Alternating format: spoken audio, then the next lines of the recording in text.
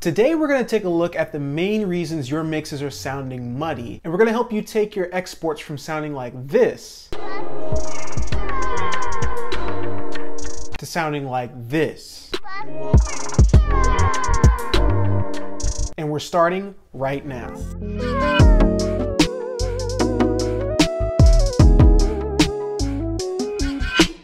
So the first thing making your mix sound muddy is poor monitoring equipment. If you have the money to spend on it, monitoring equipment is the most important purchase you can make as a music producer, because if what you're hearing back in the headphones you use or the speakers you use is not what is actually being produced, then there's no way you're gonna get a good sounding mix at all. Now, luckily there are some options out there that don't break the bank.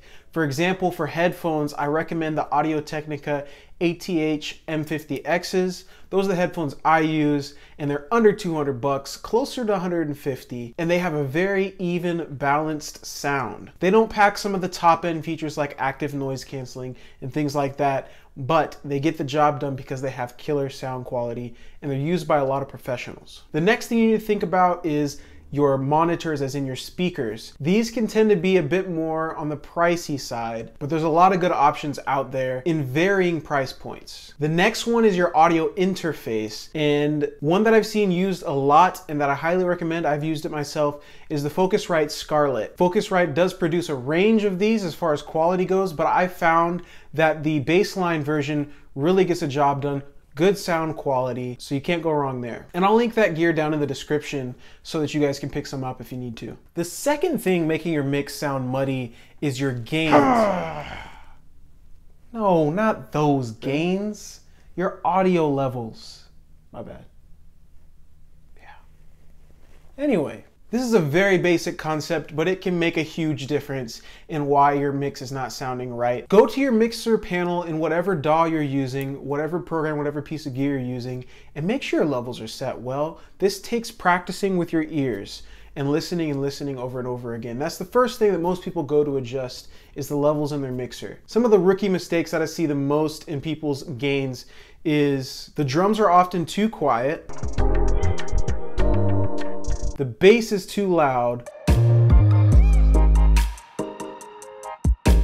or the vocals are being buried by the track.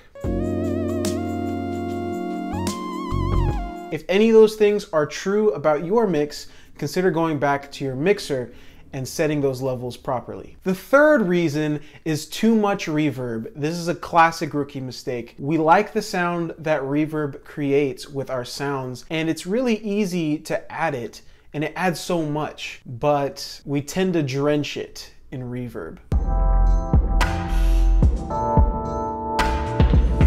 Consider turning down the mix on your reverb, and also maybe the decay on your reverb, and overall just make it more subtle. Less is more when it comes to reverb. Unless you want a super boomy acoustic environment, and there's some cases that call for that, but in general, less is more with reverb. The fourth thing that is keeping your mix sounding muddy is range overlap.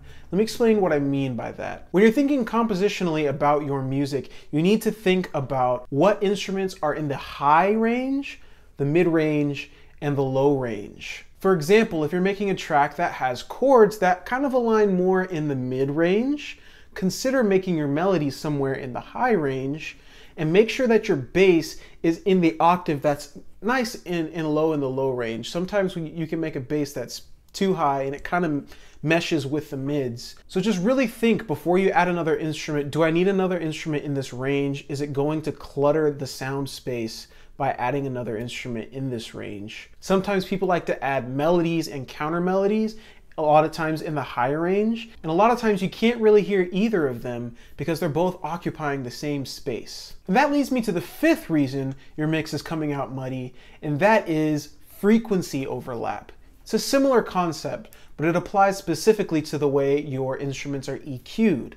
So once you've got your compositional ideas figured out, if you've got your high range, your mid range, your low range, what you can do to avoid muddiness in your sound is to EQ out the frequencies that aren't prevalent in those different instruments. So for example, if you have a hi-hat in your music, consider bringing down the frequencies that don't really apply to that hi-hat. Hi-hats occupy a small space in the frequency spectrum, and it tends to be pretty high up. Consider dropping all of the things that don't matter to hi-hats, and that removes some mud from your sound. The same thing goes with basses, for example. Basses tend to occupy a really low section of the frequency spectrum. So to clear up some of your frequency space, bring down the EQ on this side. Now there are exceptions, especially to bass, because sometimes you want that grittiness that comes with a high sound in your bass sound. And if you roll it off, you're gonna get a very muffled, muddy sound for your bass.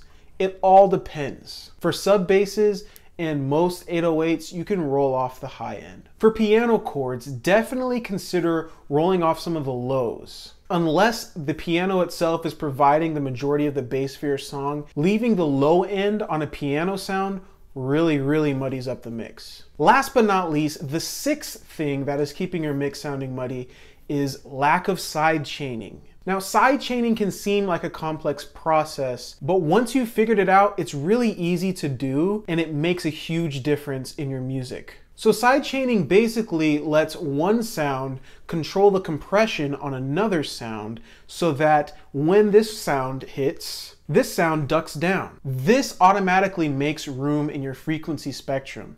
For example, with a kick drum, you hear the kick and the chords should cut out.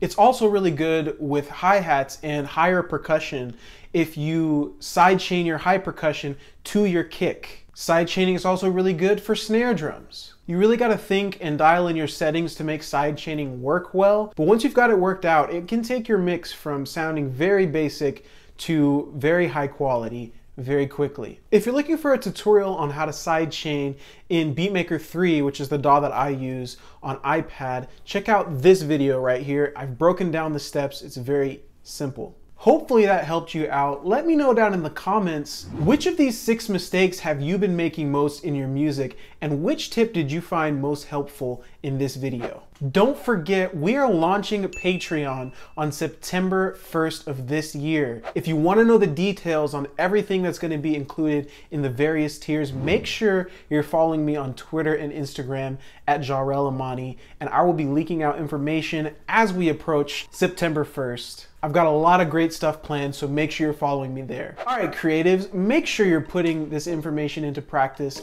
Go make something dope, and I'll see you in the next video.